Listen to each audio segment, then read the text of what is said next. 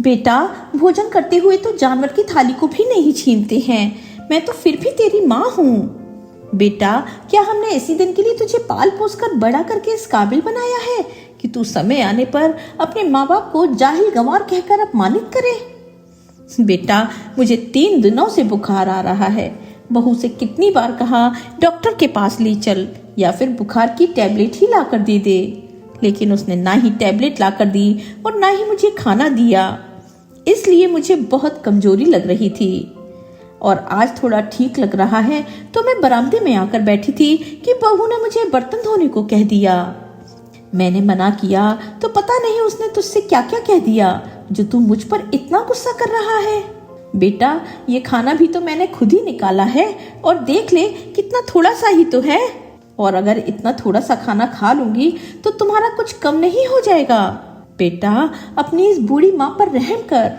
कहती हुई सरला जी अपने बेटे मनोज से गिड़गिड़ाती हुई अपने खाने की थाली वापस लेने के लिए निवेदन कर रही थी। उसी समय सरला जी की पड़ोसन कमला जी, जो कि सरला जी की पक्की सहेली थी, उनकी आवाज सुनकर उनके घर पहुंची तो देखा मनोज भोजन खाने की थाली लिए खड़ा है और सरला जी जो झूठे हाथों से अपने बेटे की तरफ देख रही थी।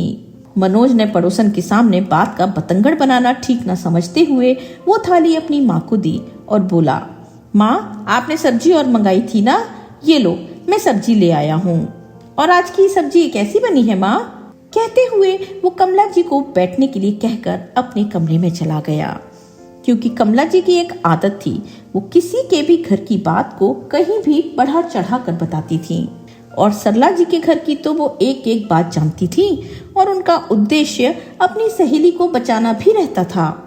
इसलिए उन्हें जैसे ही आभास होता कि सरला जी के साथ उनके बेटे बहू कुछ अन्याय कर रहे हैं, वो तुरंत ही बिना काम के ही उनके घर पहुंच जाया करती, ताकि सरला जी के ऊपर उनके बेटे बहू और ज्यादती ना कर सकें। दरअसल सरला जी को मनोज ने अपनी पत्नी की डिलीवरी के बाद ही मदद के लिए और अपनी पत्नी की सेवा के लिए अपने पास शहर बुला लिया था। उसके पिता गांव में ही रहकर खेतीबाड़ी का काम देखते थे। सरला जी के पति रण सिंह जी का एक फलों का बागीचा था, जिसमें अलग अलग सीजन में अलग अलग फल उगाए जाते थे। उससे उन्हें इतनी आमदनी हो जाती थी जो एक सरकारी नौकरी करने वाला व्यक्ति भी नहीं कमा सकता था। रण सिंह जी जितना भी पैसा कमाते, मनोज समय समय पर अपने खर्चे गिनवाकर रो रो कर उनसे पैसे ऐंठ लेता था। रण सिंह जी भी बेटे के मुंह में आकर उसे समय समय पर पैसे भेज देते थे, लेकिन बेटे को ना ही अपने पिता की मेहनत की कोई कदर थी और ना ही अपनी माँ की मेहनत की कदर थी। उसे लगता ये तो उनका फर्ज है, इतना तो सभी माँ बाप अपने बच्चों के लिए करते हैं। समय बीतने लगा और सरला जी की बहू रीना ने एक सुंदर से बेटे को जन्म दिया। उस समय सरला जी दीपक जला रही थी, इसीलिए उन्होंने कहा, हमारे वंश को चलाने वाला दीपक आ गया, इसीलिए इसका नाम दीप रखेंगे। दीप नाम सभी को अच्छा लगा। कुछ दिनों बाद सरला जी की बहू रीना को हॉस्पिटल से डिस्चार्ज कर दिया गया। अब बहू और पोते के आने की खुशी में सरला जी ने घर में रंगोली बनाई, घर के आंगन में दीपक जलाए। ऐसा लग रहा था मानो उनके घर में दीपावली मनाई जा रही हो। रीना ने जब देखा चारों तरफ दीपक जलाए गए हैं, आंगन में एक से बढ़कर एक रंगोली बनाई गई है, तो उसका मन अंदर ही अंदर बहुत खुश हुआ। वो जैसे ही घर के अंदर प्रवेश करने लगी, सरला जी ने अपने पोते और बहू की आरती उतारी और उन पर फूलों की वर्षा की। रीना ने कभी सोचा भी नहीं था कि उसका और उसके बेटे का स्वागत इस शानदार तरीके से होगा। लेकिन जब सरला जी ने रीना से पूछा, बहू, ये सजावट और जो हमने तुम्हारा स्वागत किया तुम्हें कैसा लगा? तो उसने अपना मुंह बनाते हुए कहा, हाँ ठीक ही था, लेकिन मेरे मायके में इससे भी ज्यादा अच्छे से होता है। सरला जी का प्रसन्नता भरा चेहरा मुरझा गया, लेकिन वो उस समय कुछ भी नहीं कह पाई और चुपचाप वहां से चली गईं। तभी रीना ने कहा, मम्मी जी, अस्पताल में तो ढंग का खाना नहीं मिला, आज थोड़ा चटपटा और मसालेदार खाना बना दीजिए ना, आज घर का खाना पेट भर के खाऊंगी। सरला जी बोली, बहू, बच्चे की माँ को शुरुआती दिनों में सादा खाना ही खाना चाहिए, ज्यादा चटपटा और मसालेदार माँ और बच्चे दोनों की सेहत के लिए ठीक नहीं होता। लेकिन रीना सरला जी की बातों को कहाँ मानने वाली थी। वो तो उन्हें गांव की गंवार समझती थी और खुद को नए जमाने की समझदार पढ़ी लिखी मॉडल लड़की। इसीलिए उसने कहा, अरे मम्मी जी, ये सब पुरानी बातें हैं। आप लोगों के जमाने में होता होगा ऐसा, क्योंकि आप लोगों के पास उस समय खाने के लिए कुछ नहीं रहा होगा, तो कहाँ से खाते ऐसा स्वादिष्ट खाना? मुझे तो आज स्वादिष्ट और मसालेदार चटपटा खाना ही खाना है। मैं जैसा कह रही हूँ आप ऐसा ही कीजिए। मैं कुछ और नहीं सुनना चाहती, वरना मैं आपके बेटे को फोन लगाकर बता दूंगी कि आप मेरा ठीक से ध्यान नहीं रख रही हो।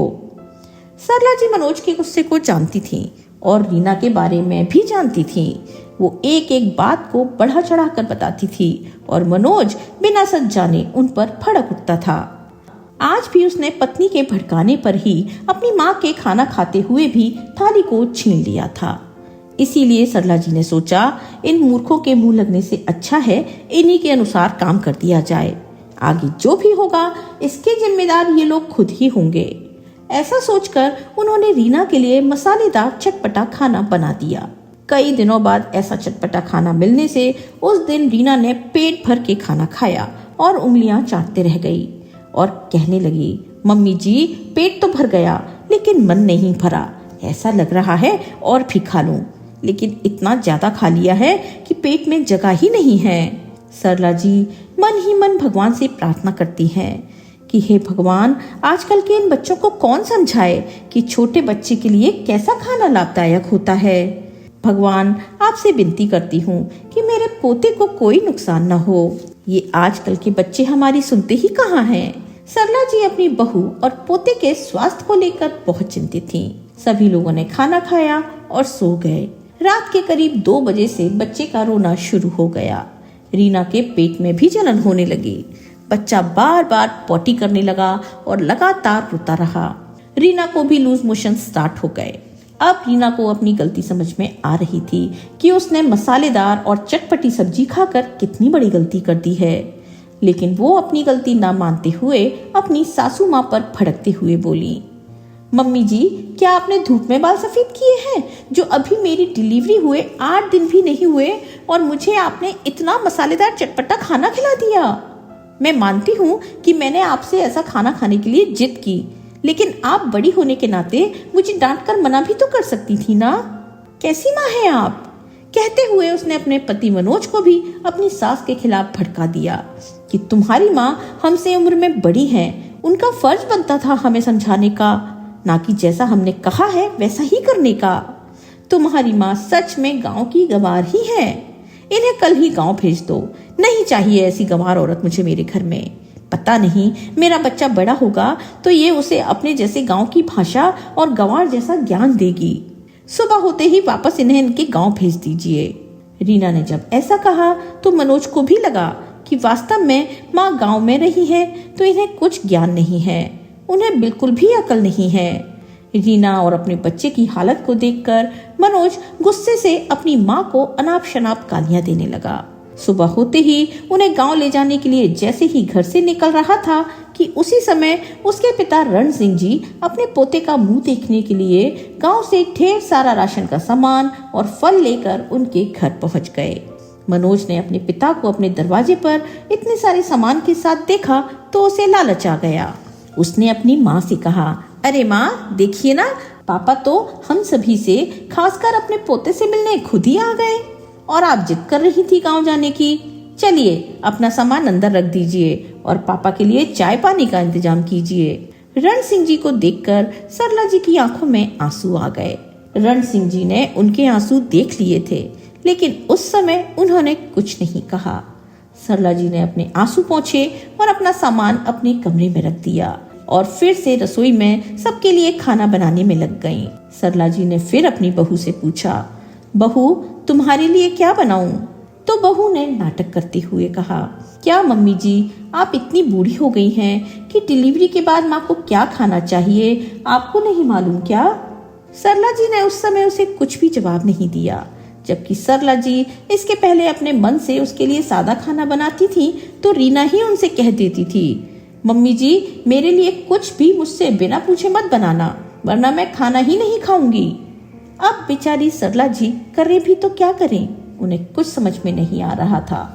तभी रण सिंह जी ने सरला जी को आवाज लगाई और कहा, सरला, एक गिलास पानी तो लेकर आना। सरला जी ने एक गिलास पानी लिया और रण सिंह जी के पास चली गई। उनकी नजरें झुकी हुई थी क्योंकि उनकी हिम्मत नहीं हो रही थी रण सिंह जी से नजरें मिलाने की, वरना वे शायद उन्हें देखकर रो देती। रण सिंह जी ने सरला जी का हाथ पकड़कर अपने पास बिठाते हुए कहा, सरला, क्या हुआ? तुम्हारी तबीयत खराब है क्या, या फिर किसी ने तुम्हें कुछ कहा है? सरला, क्या हुआ बताओ, तुम्हारा चेहरा इतना मुरझाया सा क्यों दिख रहा है? सरला जी रण सिंह जी के ऐसे अपनेपन भरे सवालों को सुनकर फूट फूट कर रो पड़ी। उन्हें ऐसा लगा उनका कोई हमदर्द उनकी तकलीफ बांटने आ गया है। कोई तो है उनका सहारा जिनके भरोसे वे कुछ कर सकती हैं, वरना बेटे बहू ने तो उन्हें असहाय और नौकरानी बनाकर रख दिया था। रण सिंह जी ने उन्हें अपनी बाहों में ले लिया और उनकी पीठ को सहलाते हुए बड़े प्यार से पूछा, सरला, अब मैं आ गया हूँ, तुम्हें डरने की कोई जरूरत नहीं है। किसने क्या कहा मुझे बिना डर के बताओ। थोड़ी देर रो लेने के बाद सरला जी ने अपने आंसू पोंछे और अपने आप को संभालते हुए कहा, जी ऐसी कोई बात नहीं है, बेटी बहू के पास भला क्या परेशानी हो सकती है मुझे? वो तो मैंने आपको बहुत दिनों के बाद देखा, इसलिए मुझे रोना आ गया। इतना कहकर सरला जी वहां से उठकर जाने लगी, क्योंकि उनका बेटा मनोज भी उन्हीं के पास बैठा उन्हें घूर घूर कर देख रहा था और बहू भी रसोई से उन्हें इशारे से आंखें दिखाकर चमका रही थी कि वे उन्हें कुछ भी न बताएं। लेकिन रण सिंह जी ने भी कोई कच्ची गोलियां नहीं खेली थी। वे समझ रहे थे कि सरला जी को किसी न किसी बात का बहुत बड़ा सदमा लगा है, इसीलिए उन्होंने उनका हाथ फिर से पकड़ा और बिठाते हुए बोले, नहीं सरला, तुम कितना भी झूठ बोलो लेकिन तुम्हारी आंखें झूठ नहीं बोल सकती हैं। तुम्हारी आंखें साफ साफ बता रही हैं कि तुम्हें किसी बात का बहुत दुख है। तुम बताओ तो सही, आखिर तुम्हें किस बात की परेशानी है? रण सिंह जी के इतना कहते ही सरला जी ने वो सारी बातें बता दी जो उनके बेटे बहू ने उनके साथ किया था। अपनी पत्नी को इतना दुख देने के लिए उन्होंने अपने बेटे बहू को खूब खरी खोटी सुनाई और कहा, बेटा तुम दोनों कान खोलकर सुन लो, हम गांव में रहते जरूर हैं, लेकिन ये मत भूलो कि आज तुम जिस आलीशान बंगले में रहते हो ना, ये बंगला भी उसी गांव में रहने वाले तेरे गंवार माँ बाप के पसीने की कमाई से खरीदा गया है। यहाँ की एक एक ईंट में तेरे गंवार माँ बाप के पसीने की कमाई लगी है। और तुझे पता है, जब तेरी माँ तेरे पास शहर में आ रही थी तब इसके पैर तो मानो जमीन पर नहीं पड़ रहे थे, ये तो मानो खुशी से बावरी हो गई थी और इसलिए आस पड़ोस और पूरे गांव भर में अपने हाथों से बनाए मोतीचूर के लड्डू बंटवाए थे कि इसके बेटे ने इसे अपने पास बुलाया है और इसके घर आंगन में नन्हे मुन्ने की किलकारी गूंजने वाली है। और जो भी मिलता, चाहे वो बड़े बुजुर्ग हों छोटे हों, सभी से यही कहती कि मेरे बेटे के बच्चे को आशीर्वाद दो कि वो सही सलामत इस दुनिया में आए और मेरा बेटा दिन दुगनी रात चौगनी तरक्की करे। लेकिन ये अनपढ़ गंवार क्या जाने, तुम जैसे पढ़े लिखे लोगों को ना तो किसी के आशीर्वाद की जरूरत पड़ती है और ना ही किसी की मदद की। तुम तो पढ़े लिखे हो ना, बिना कुछ किए ही तुम्हारे सारे काम बन जाते हैं।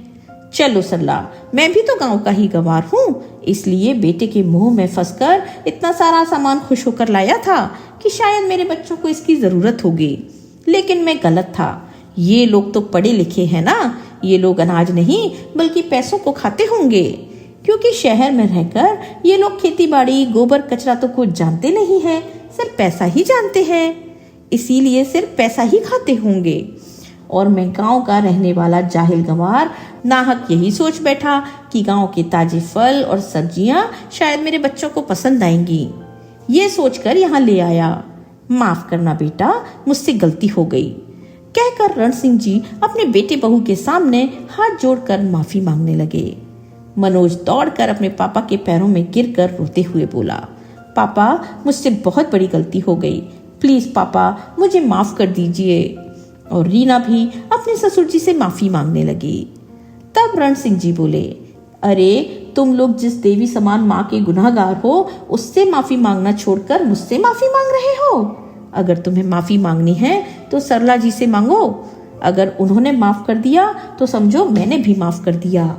फिर दोनों बेटे बहू सरला जी के पैर पकड़कर उनसे माफी मांगने लगे। सरला जी तो एकदम सरल हृदय थी। उन्होंने तुरंत ही अपने बेटे बहू को उठाकर अपने गले से लगा लिया और कहा, चुप हो जाओ मेरे बच्चों, गलती इंसान से ही होती है, कोई बात नहीं। कोई भी माँ अपने बच्चों से कितनी देर तक नाराज रह सकती है भला। कहकर उन्होंने दोनों की पीठ पर हाथ फेरा और उन्हें वहां से जाने के लिए कह दिया। रीना अपने कमरे में तो चली गई, लेकिन उसके अंदर आग की ज्वाला धधक रही थी। उसे इस बात की चिढ़ थी कि बुढ़िया ने आते ही अपने पति से उसकी शिकायत कर दी। अब तो वो अपनी सास से किसी न किसी रूप में बदला लेना चाहती थी। उसे उस दिन भर बेचैनी लगी रही, क्योंकि मनोज तो खाना खाकर अपने ऑफिस चला गया। सरला जी ने ही खाना बनाया, सभी को खाना खिलाकर खुद खाना खाया और आराम करने अपने कमरे में चली गई। जब शाम हुई तो सरला जी ने देखा रीना रसोई में सबके लिए चाय बना रही है। उन्होंने कहा, बहू, अभी जब तक मैं हूँ तुम आराम कर लो, फिर तो काम तुम्हें ही करना है। तुमने चाय क्यों बनाई? मैं आ रही थी ना चाय बनाने। रीना थोड़ा मुस्कुराकर बोली, कोई बात नहीं मम्मी जी, आप लोग पापा जी के साथ बैठिए, मैं आप लोगों के लिए चाय बनाकर लाती हूँ। सरला जी ने भी सोचा, ठीक है, चाय बनाने में बहुत ज्यादा ताकत भी तो नहीं लगती, खड़े खड़े तो चाय बनानी है। इसलिए वो रण सिंह जी के पास सोफे पर जाकर बैठ गईं। रण सिंह जी ने सरला जी से कहा, सरला, थोड़ा गर्म पानी ले आओ, मुझे प्यास लग रही है। सरला जी जैसे ही पानी लेने किचन में जा रही थी, उन्होंने देखा बहू चाय के कप में चम्मच चला रही थी। उसे देखकर उन्हें थोड़ा अजीब लगा कि बहू कप में चम्मच क्यों चला रही है। फिर उन्होंने ज्यादा ध्यान नहीं दिया और वो पानी लेकर चली गईं। थोड़ी देर में बहू ने चाय और बिस्किट लाकर दिए तो दोनों ने चाय के साथ बिस्किट भी खाए। फिर थोड़ी देर में उन्हें ऐसी नींद आने लगी कि वो दोनों वहीं लुढ़क गए। मनोज जब अपने ऑफिस से घर वापस आया तो उसने अपने मम्मी पापा को अस्त व्यस्त तरीके से लेटे हुए देखा और देखकर दंग रह गया। उसने रीना से उनके बारे में पूछा तो उसने कह दिया, मुझे नहीं पता ये लोग क्यों अभी तक सो रहे हैं। मनोज ने उन्हें उठाया और उनके कमरे में ले गया, लेकिन वो वहां भी सोते ही रहे। अब रीना ने जैसे तैसे उस रात का खाना तो बनाया, लेकिन उसका गुस्सा बढ़ता ही जा रहा था। वो मनोज के कान भरती जा रही थी। उसने कहा, देखिए जी, अब ये दोनों हमारे कोई काम के नहीं रह गए। अब मैं घर के छोटे मोटे काम तो कर ही लेती हूँ और झाड़ू पोछा और बर्तन साफ करने के लिए हम बाई रख लेंगे। जितना खर्च हम लोग इनके ऊपर करते हैं उससे कहीं कम खर्च में काम वाली बाई काम करके अपने घर चली जाएगी और इन्हें तो सारा दिन रात झेलना पड़ता है। अब मुझे ये दोनों बर्दाश्त नहीं होते। पहले वो अकेली बुढ़िया रहती थी, चलो वो तो कम से कम हमारा काम कर दिया करती थी, पर अब तो ये बूढ़ा भी आ थमका है और कल की बात के बाद तो हम इन्हें जाने के लिए भी नहीं कह सकते हैं, नहीं तो ये हमें इस घर से जाने के लिए कह देंगे। अब इतने बड़े शहर में इतने बड़े परिवार का खर्च कैसे चलाएंगे, ये तो हमें सोचना होगा ना। इनका क्या है, इन्हें तो ऐसा लगता है जैसे इनके गांव में सब मुफ्त मिल जाता है, वैसे ही यहाँ भी सब कुछ मुफ्त में ही मिल जाएगा। कुछ समझते नहीं हैं, तभी तो मैं इनको गंवार कहती हूँ, कुछ समझने को तैयार ही नहीं। तभी मनोज बोला, अरे मेरा तो दिमाग काम करना ही बंद कर दिया है, तुम्हारे दिमाग में कोई आइडिया हो तो बताओ। थोड़ी देर सोचने के बाद रीना बोली, हम लोग इन बूढ़ों को यहाँ से जाने के लिए तो नहीं कह सकते हैं, लेकिन इस दुनिया से जाने के लिए तो कह सकते हैं ना। इतनी बातें सरला जी ने अपने कानों से सुन ली, क्योंकि कुछ देर पहले ही उन्हें होश आया था और जोरों की प्यास लगने के कारण वो पानी लेने रसोई में जा रही थी। दोनों बेटे बहू की ऐसी बातें सुनकर तो मानो उनके पैरों तले जमीन ही खिसक गई। वो पानी लिए बगैर ही वापस अपने कमरे में आ गईं। अपने पलंग पर बैठकर वो जोर जोर से हाँफने लगी। तब तक रण सिंह जी को भी होश आ गया था। उन्होंने सरला जी को हाँफते हुए देखा तो पूछा, क्या हुआ सरला, तुम्हारी तबीयत ठीक नहीं लग रही, क्या हो गया तुमको? तभी सरला जी ने उन्हें धीरे से बोलने का इशारा किया। रण सिंह जी ने उनकी पीठ को सहलाया तो थोड़ी देर बाद वे धीरे धीरे सामान्य हुईं। उन्होंने रण सिंह जी को बताया कि जब मैं पानी लेने रसोई में जा रही थी तो दोनों बेटे बहू को बातें करते हुए सुना। वे दोनों कह रहे थे कि हमें इस दुनिया से जाने के लिए ही कह देंगे। वे दोनों हमें इस दुनिया से विदा करने वाली बात कर रहे थे। कहते कहते वो रोने लगी। उधर जब मनोज ने अपनी पत्नी के मुंह से ऐसी बातें सुनी तो वो सन्न रह गया। वो अपने मुंह पर हाथ रखकर आंखें खोलकर उसे देखता ही रह गया। उस समय उसकी हालत ऐसी हो गई जैसे उसे काटो तो खून नहीं। उसने अपनी पत्नी का विरोध किया, लेकिन वो उसे समझाने लगी, देखो मनोज, तुम इन लोगों की इकलौती संतान हो। ये लोग जैसे जैसे बूढ़े होते जाएंगे, इनके लिए दवाई गोली से लेकर इनकी सारी सुख सुविधाओं का ध्यान हमें ही रखना होगा।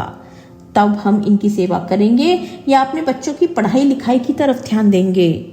अब आप खुद ही सोच लो इनका क्या करना है। एक ही बार में इनका किस्सा ही खत्म कर देना है कि जिंदगी भर इनका बोझ ढोना है। मनोज रीना से गुस्से में बोला, रीना, चाहे कुछ भी हो जाए, मैं अपने माँ बाप के साथ इतना अन्याय नहीं कर सकता हूँ। उनके इस दुनिया से जाने का पाप मैं अपने माथे नहीं ले सकता हूँ। हाँ, इतना जरूर कर सकता हूँ कि उन्हें मैं उनके गांव भेज सकता हूँ। मनोज ने जो बात कही उस बात को सरला जी ने नहीं सुना।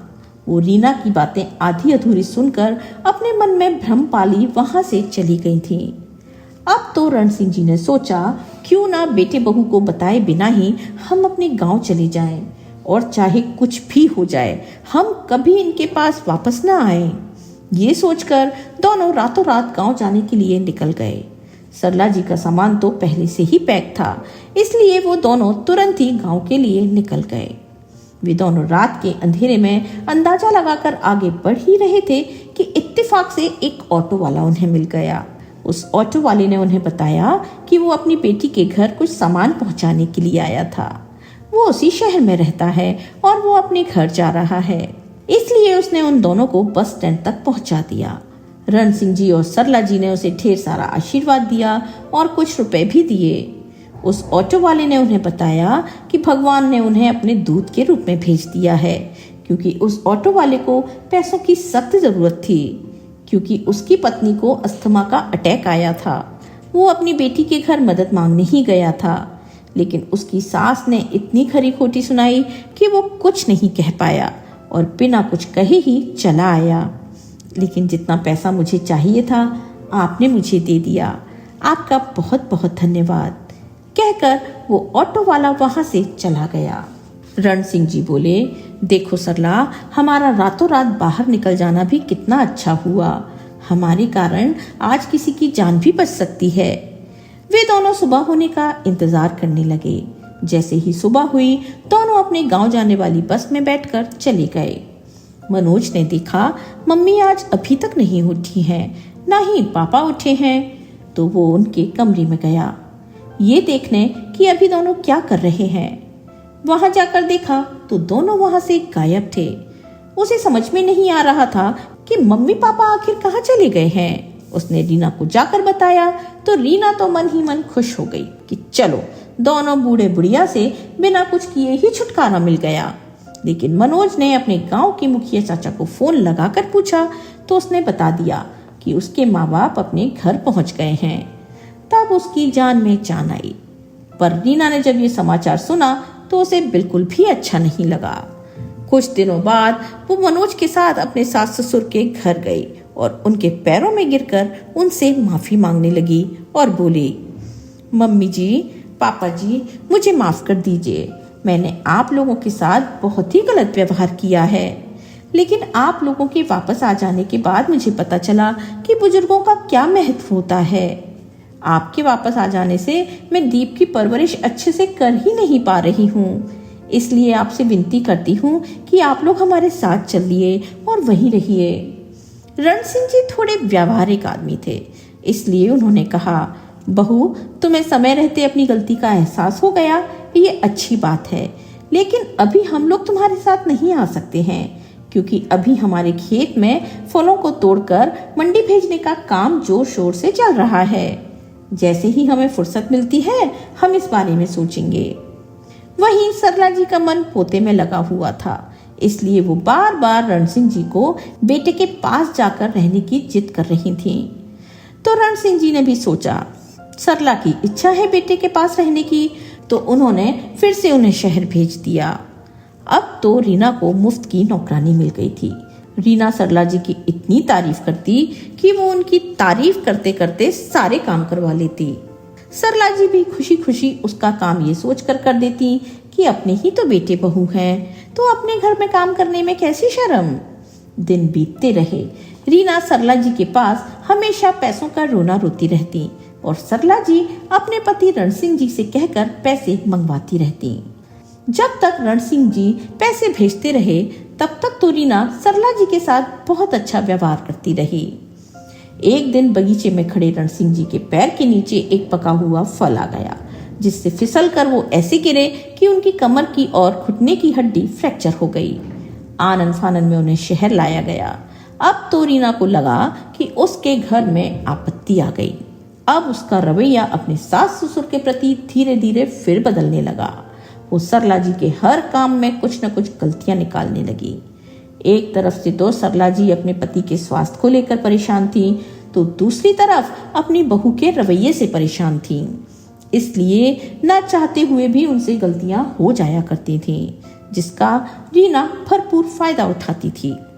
रीना अब मनोज के सामने सरला जी की गलतियां गिनाती रहती थी, जिससे वो भी अपनी माँ को खरी खोटी सुना दिया करता था। क्योंकि वो भी एक तरफ अपने पिता के इलाज के लिए पैसे खर्च करने से परेशान था, तो दूसरी तरफ माँ की छोटी छोटी गलतियों पर, जिसे रीना और भी ज्यादा बढ़ा चढ़ाकर बता देती थी और घर में हंगामा कर देती थी।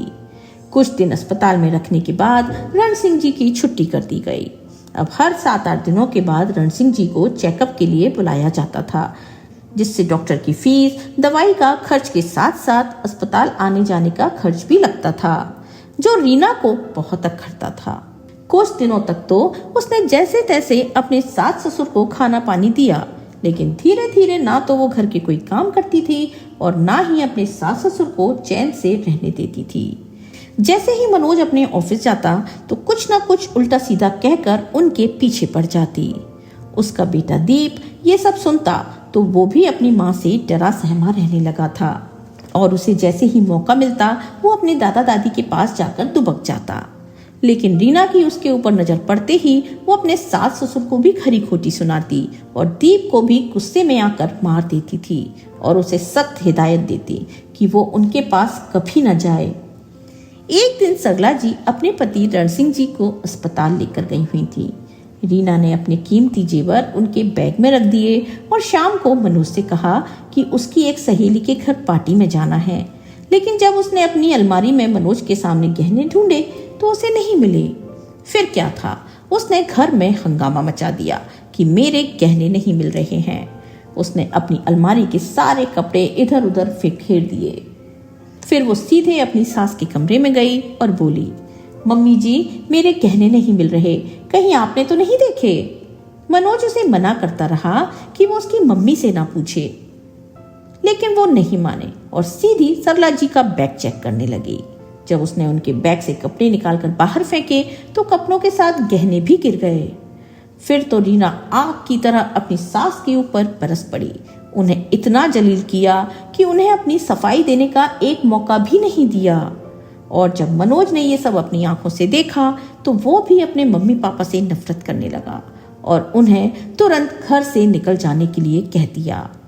रीना ने कुछ दिन पहले ही रण सिंह जी से अस्पताल के बिल के साथ गांव के घर और जमीन के पेपर पर साइन करवा लिए थे, जो अब उसके नाम पर हो गया था।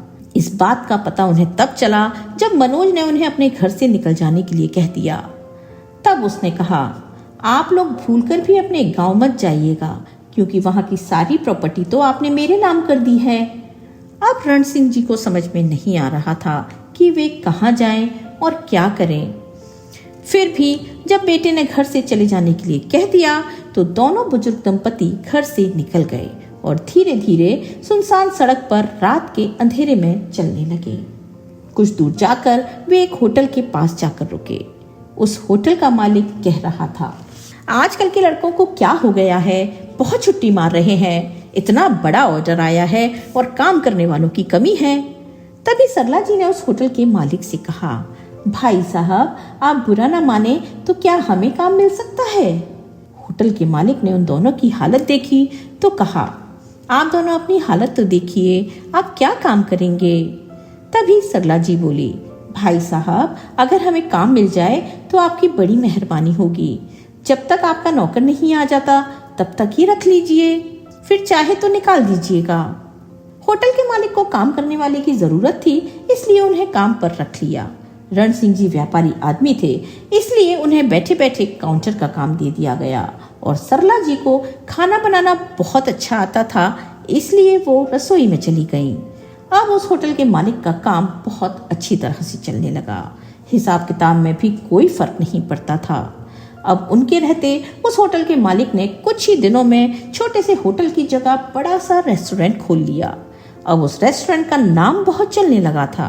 उस रेस्टोरेंट की प्रसिद्धि से ही रण सिंह जी ने अपने मालिक से कहा, क्यों ना हम शहर के दूसरे छोर पर, जहां आबादी वाला क्षेत्र है, वहां एक और रेस्टोरेंट खोल लें, ताकि वहां भी हम अच्छा खासा मुनाफा कमा सकें।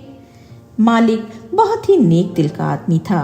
उसने कहा, तुम्हारे पास इतने पैसे हैं, फिर भी तुमने अपना पैसा लगाकर खुद का रेस्टोरेंट खोलने की बात नहीं कही, बल्कि मुझे खोलने की सलाह दी। ये आपका बड़प्पन है, इसीलिए मैं आपकी इस ईमानदारी से बहुत प्रभावित हूँ और मैं चाहता हूँ कि वो रेस्टोरेंट तो खुले, लेकिन आपके नाम से, और जिसमें मेरा पूरा योगदान रहेगा। होटल मालिक ने उन्हें पूरा सहयोग दिया और देखते देखते रण सिंह जी और सरला जी का अपना रेस्टोरेंट खुल गया। जब उस रेस्टोरेंट का उद्घाटन होना था तब मनोज और रीना भी आए थे, क्योंकि मनोज उस रेस्टोरेंट का एक मामूली सा कर्मचारी था। जब उस रेस्टोरेंट के मालिक का नाम अनाउंस हुआ, रण सिंह, तो रीना और मनोज को धक्का सा लगा, कहीं ये उसके पापा तो नहीं हैं। फिर उन्हें लगा, अरे इतने बड़े रेस्टोरेंट के बारे में तो वे लोग सपने में भी नहीं सोच सकते हैं। तभी मनोज ने अपने पापा को देखा और देखा कि रण सिंह जी के आजू बाजू उनके बॉडीगार्ड चल रहे थे और बीच में रण सिंह जी और उनके पीछे सरला जी चल रही थी। जब रण सिंह जी ने रेस्टोरेंट का फीता काटा तो उनके ऊपर फूलों की वर्षा की गई और उनकी इस उम्र में इतनी बड़ी सफलता का राज पूछा गया तो उन्होंने बताया कि उनकी सफलता का श्रेय उनके मालिक को जाता है, जिनका एक छोटा सा होटल था, उसमें हम नौकर थे। हमने वहां पूरी ईमानदारी के साथ काम किया और आज इतनी बड़ी सफलता हासिल कर ली। लेकिन हाँ, जीवन में कई बुरे मोड़ आते हैं, हमारे जीवन में भी आए हैं। हमने अपने जीवन में कभी चोरी नहीं की, कभी घर में खाने के लिए नहीं था तो हम भूखे सो गए, लेकिन ना किसी के घर से उधार मांगकर खाया और ना ही चोरी करके खाया।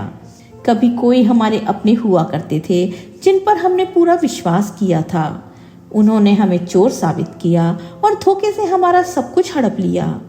लेकिन कहते हैं ना कि हाथ के धन को कोई भी चुरा सकता है, लेकिन किस्मत और कर्म का लिखा हुआ कोई नहीं चुरा सकता। बस यही हुआ हमारे साथ भी। हमने भी अच्छे कर्म किए और आज इस मुकाम तक पहुंच गए। यही हमारी सच्चाई है। रण सिंह जी के इतना कहते ही पूरा हॉल तालियों से गूंज उठा। वहीं मनोज और रीना की नजरें शर्म से झुक गईं। दूसरे दिन सारे कर्मचारी अपने अपने काम में लग गए। तब मनोज सीधे रण सिंह जी के केबिन में जाने लगा। गार्ड ने उसे रोका और कहा, अरे अरे, आप बिना किसी अपॉइंटमेंट के सर के केबिन में कैसे चले जा रहे हैं? तब मनोज ने कहा, अरे तुम मुझे रोक रहे हो? तुम जानते भी हो मैं कौन हूँ। अगर मैंने सर से शिकायत कर दी ना तो तुम्हारी अभी के अभी छुट्टी हो जाएगी। गार्ड बोला, सर आप जो भी हैं मुझे नहीं मालूम, भले ही आप मेरी छुट्टी करवा दीजिएगा, लेकिन मैं पहले सर से परमिशन लेकर आता हूँ, तभी आपको अंदर जाने दूंगा। मनोज को मजबूरी में बाहर खड़ा रहना पड़ा। गार्ड अंदर जाकर जब रण सिंह जी से परमिशन लेने लगा तो रण सिंह जी ने कह दिया, अभी उन्हें अंदर मत आने देना। ऐसे पूरा दिन बीत गया। रण सिंह जी मनोज से मिले ही नहीं। मनोज रण सिंह जी से मिलने के लिए दिन भर उनका इंतजार करता रहा और जिस वजह से वो काम नहीं कर पाया और इसीलिए उसे दूसरे दिन नौकरी से भी निकाल दिया गया। अब मनोज के हाथ से नौकरी भी चली गई और रण सिंह जी से मिलना भी नहीं हो पा रहा था, इसलिए वो बहुत परेशान हो रहा था। इधर रीना ने सोचा रण सिंह जी का गांव का घर और खेत को बेचकर खूब पैसे मिलेंगे, तो वो उसे बेचने के लिए किसी दलाल से बात करने गई तो पता चला किसी दलाल ने पहले ही उससे दवाई के बिल के साथ ही उनसे साइन करवा लिए थे और उस प्रॉपर्टी को पहले ही हड़प लिया था। रीना को 1 रुपया नहीं मिला। अब उधर मनोज परेशान हो रहा था तो इधर रीना परेशान हो रही थी। जब उनके बेटे दीप को पढ़ाई के लिए पैसों की जरूरत थी तो उन्होंने उस घर को भी बेच दिया जिस घर में वे लोग रहते थे। अब तो मनोज और रीना दाने दाने के लिए मुहताज हो गए थे। अपने मम्मी पापा की ऐसी दयनीय हालत देखकर दीप को वो सारी घटना याद आ जाती थी जब उसकी माँ उसके दादा दादी को एक थाली भोजन के लिए इतना तड़पाती थी और आज वो उस भोजन के लिए कितना तड़पती हैं। रण सिंह जी इतने उदार दिल थे कि उन्हें अपना वो दिन रोज ही याद आता था। कभी जब उन्होंने सड़क के किनारे भिखारियों की लाइन में खड़े होकर एक थाली भोजन मांगकर खाया था। उन्होंने सरला जी को अपना विचार बताया कि क्यों ना हम शाम को सबके खा लेने के बाद जितना खाना बचेगा उसे गरीबों में बांटने जाएं। सरला जी को अपने पति का ये विचार बहुत पसंद आया। अब सरला जी और रण सिंह जी रोज शाम को खाना बांटने जाते तो उनके बेटे बहू भी भिखारियों की लाइन में खड़े होकर खाना लेते। रीना को तब अपनी गलती का एहसास हुआ कि वास्तव में जो जैसा करता है वो वैसा ही पाता है। सरला जी रोज ही अपने बेटे बहू को भिखारियों की तरह खाना देती थीं, लेकिन उन्होंने कभी नहीं कहा कि वे दोनों उनके पास आकर रह जाएं, क्योंकि रीना ने एक बार नहीं 2-2 बार उन्हें जलील करके घर से निकाला था, इसलिए उनका भी दिल उनके लिए नहीं पसीजा। दोस्तों, आपको ये कहानी कैसी लगी कमेंट करके जरूर बताएं। कहानी अच्छी लगी हो तो प्लीज वीडियो को लाइक करें। धन्यवाद।